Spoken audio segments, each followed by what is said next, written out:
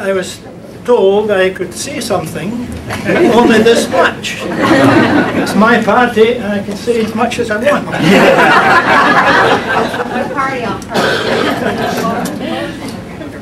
My wife I met on her 21st birthday party. Irene, her cousin, and a few others I knew in Hamilton before I knew Kate. And I came to her birthday party with her, but she wasn't at the birthday party. She was a secretary at the Royal Bank. Birthday's the 30th of January, happened to be the end of the month. They don't get out of the bank till every penny's accounted for. She arrived at her own party at 10 o'clock at night, about the time everybody else was going home. Then my aunt invited Irene, different cousins, and included Kay, 13 days later to my 21st birthday party. I thought she was pretty nice looking else. It would be in May I managed to get around to asking her for a date.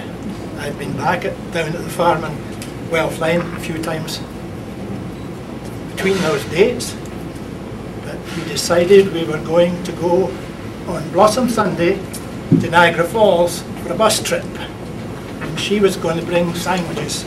We were going to have a picnic. The sandwiches, peanut butter. I don't mind peanuts, but I loathe peanut butter. Anyway, I survived that day.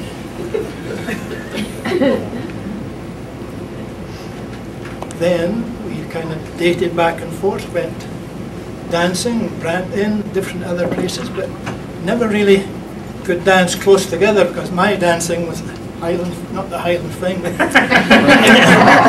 ate some real like Dashing White Sergeant, all those kind of Scottish dancing. So I really didn't get my hand around her too much. But there was a lane went down past the farm. Outside the back door there was the garage, there was the greenhouse, the root cellar, the chicken coop and the barn, and the lane went way back. It wasn't an aunt, it was a cousin of my wife's mother, Famie Fenton. Euphemia Fenton, now there's a name for you. It was kind of common then. I had an aunt, Euphemia, but we just called her Effie, Auntie Effie. Now, we would go for a stroll up there, and we couldn't go too far, because Kay Lomax here, she was coming from the other way with Jimmy Fenton, sitting under an apple tree. So we just kind of turned around when we saw them. But when we went, another good walk was down Rossmore Boulevard to Sioux Lookout. And down Rossmore Boulevard there's a lot of big trees, and it got to the point she had to be kissed under each tree. It was quite a show, going and coming.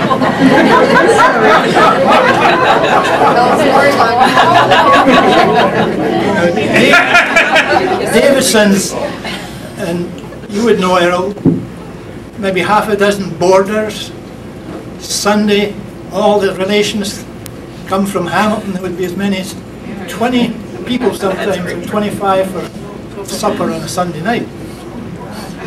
And there was a song at that time, it had a line in it, it said, "I never see Katie alone." That was how it was.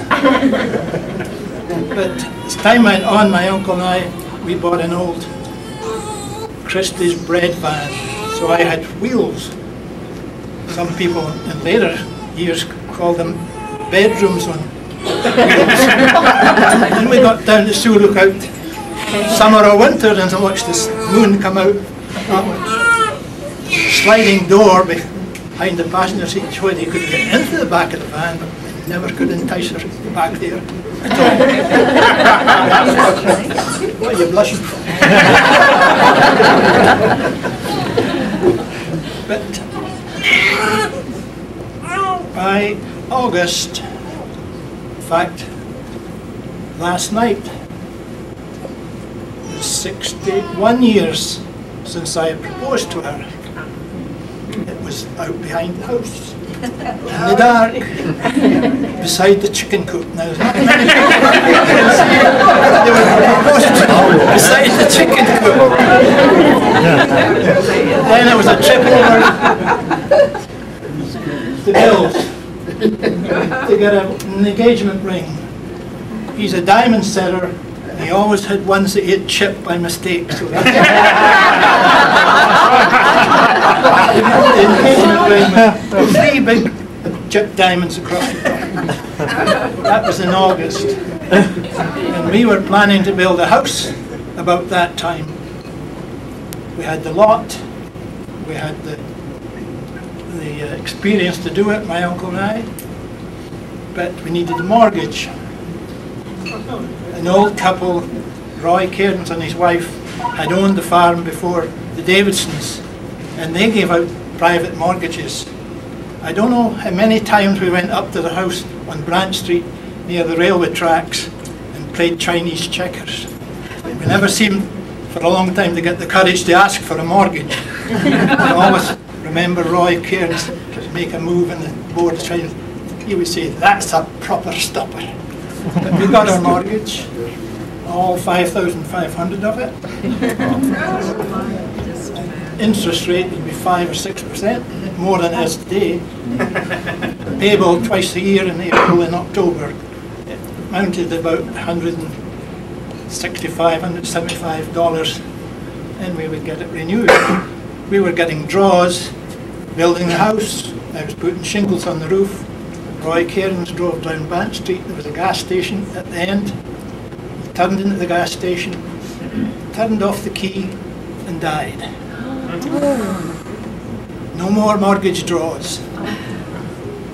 Uncle Andy, Grandpa Davison co-signed a loan at the bank where Kay worked to keep us going. But the bank would be open, full of people some days. Mr. Lucas, the bank manager, would be shouting up out of his office, "Mrs. Bent, when's that husband of yours coming to pay this loan off?" So we had to put that up with that for a while. But this girl here, lots of girls have swiped to 16 and never been kissed, but this girl got to 21 and I'm sure she'd never been kissed. She was just perfect. She had her bedroom furniture, she had her set of wherever pots, she had her china, she had her cutlery, all set for a wedding.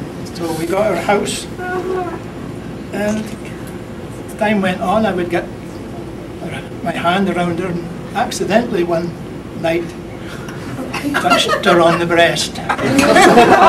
She reported me to her mother.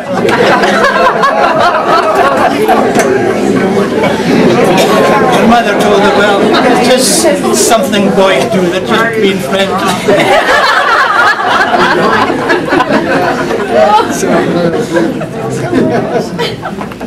But I remember the first night I kissed her, it was just a little peck quickly in the kitchen before I went home. The last bus back to Hamilton was 10 o'clock, and you would see your satellites coming down the Guelph line. You would go up over the crossing at the railway tracks. Nothing else was out at that time of night. I knew the bus was coming. That night after I kissed her the first time I got home, and I was in the bathroom. I had a $5 bill in my one hand and a tissue in the other. We'll say I just had blown my nose. Instead of throwing the tissue in the toilet, I threw the $5 bill in the toilet. I flushed it and I see it going out. That was more than half a day's wages down the drain. It was all flustered. Anyway, we got the house built, married in 26th of August, and we were ready to move in 21st of March the next spring. But not many people knew I lived with my wife before marriage for a few months. I was boarding at the Davisons. I moved down to Hamilton to build the house. And upstairs there was 5 bedrooms. 3 down one side would be full of the 6 boarders. I had a little room back in the corner. My wife had the biggest room, and lived there with one of our cousins at the time. When we got married, we had the reception at the Willowbank, and we went home to dress, and then we went back and stayed till about 10 o'clock. Then we decided we were going to take off. My uncle, the van that we had, I gave my share to him as for payment for him to come and help me build the house. He had just bought an Austin station wagon, and we had the loan of that for our honeymoon. So we were leaving to go on the honeymoon, and tin cans and everything out the back rattling away. But 3 cars, the young guys, kept following us, and we went down New Street, I don't know how far, maybe to Bronte before we shook them off, and we came back to Flying, because we were advised maybe the first night we shouldn't go away, we should just go upstairs to the bedroom up there with the 6 boarders down the one side. Father and mother downstairs. I never did know where you slept. So that was the start of married life. We were expecting a baby, and it was supposed to be a really bad thing to have a baby less than a year after we were married. It happened, it was in August, almost a year, and we thought, well, we'll go over and break the news to Grandpa Davis, and he'll be real happy. So we did. He wasn't too happy. He says, any stupid nuts could do that. Well, the stupid nuts did it the next year and the year after that.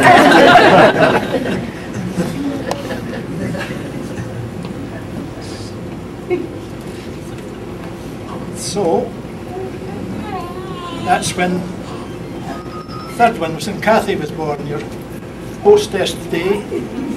She was premature, was less than 4 pounds.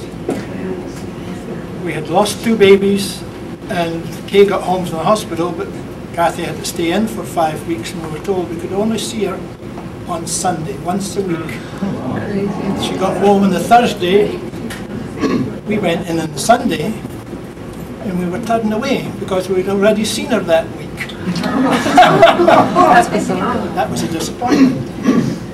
But things got better and better, and we had lasted 60 years. Are you ready for another 60?